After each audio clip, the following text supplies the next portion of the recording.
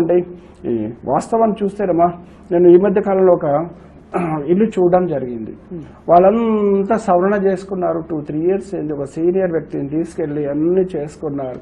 కానీ వాళ్ళ ఇంట్లో సవరణలు జరిగిన తర్వాత సమస్యలు పెరిగినాయి. సమస్యలు అన్నీ ఇంకా ఒకరి తర్వాత కిడ్నీలు, ఒకరి తర్వాత కిడ్నీ సమస్యలతో ప్లాంటేషన్, కిడ్నీ మార్పులు, తల్లి బిడ్డకి ఇవ్వడం, ఇలా ఎన్నో జరిగి సతమతవుతుంటే అక్కడ పరిసరాల ప్రభావము, వాతావరణ ప్రభావము, చుట్టుపక్కల అలవాట్ల ప్రభావము, ఆ గృహం మీద ఎక్కడి నుంచి ఇబ్బంది వస్తుందని పైకెక్కి మొత్తం పరిశీలించి చూస్తే వాళ్ళకు మధ్యమ భాగము నుండి, అంటే వరుణ స్థానం నుంచి ఒక చిన్న గల్లీ వీధి పోటు ఉన్నది.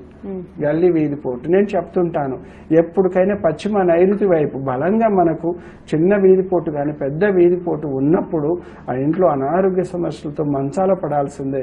ఎందుకంటే నైరుతికి అధిపతి నీరుతి వాహనము శవము లెక్క మనం చేస్తాడు. కాబట్టి నైరుతిలో ఎలాంటి దోషములు ఉండకూడదని చెప్తాను.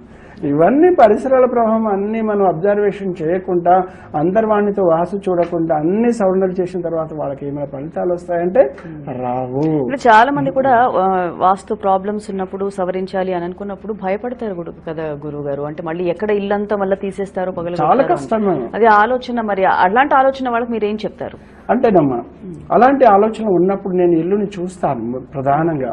ఏది దాదాపు ఇండియా మొత్తం వెళ్తుంటానమ్మా. ఇలా ఫ్లైట్ సౌకర్యాలు ఉన్నాయి, వెళ్తుంటాను, చూసి సరైన సలహా ఇస్తాను.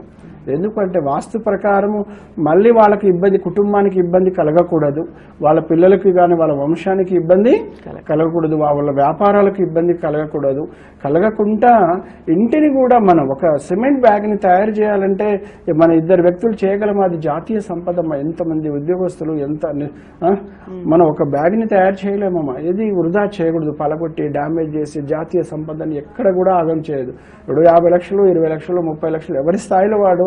ఒక పేదవాడు చిన్న ఒక గది 12x12 ఒక గది కట్టుకోవడానికి ఎన్ని బాధలు పడుతున్నారో నేను చూశానమ్మా. చూడండి, మన వాస్తు పేరుతో అన్ని కూలగొట్టి పడేస్తూ ఉంటాము. ఎంత 10 లక్షలు, 5 లక్షలు, ఆ సంపద అంతా వృధా, జాతీయ సంపద అంతా వృధా అయినట్టే కదమ్మా. అందుకనే ఎవరు కూడా మీరు వాస్తు దోషాలు ఉంటే మీరు భయపడకండి, నేనున్నాను. ప్రతి దోషాన్ని కట్టడి చేసే అవకాశం ఉన్నది. ఒక రెమెడీ ఉన్నది అండి. ఇప్పుడు అమ్మ ఇచ్చిన కళ్ళకి మన కళ్ళజోడుతో ఎట్లా చూడగలుగుతున్నామా? అదొక రెమెడీ కదా, ఒక పరిష్కారం అవుతుంది కదా.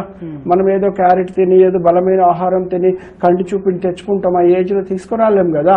కానీ దాని పరిష్కారం ఏంటిది? కళ్ళజోడు మన డిఎన్ఏ కాదు, మన మతం కాదు, మన జాతి కాదు. కానీ పరిష్కారం అవుతుందా? కాదమ్మా. అలాగే ప్రతి దోషాన్ని మనం సవరణ చేసుకునే రెమెడీ ఉంది అన్నమాట.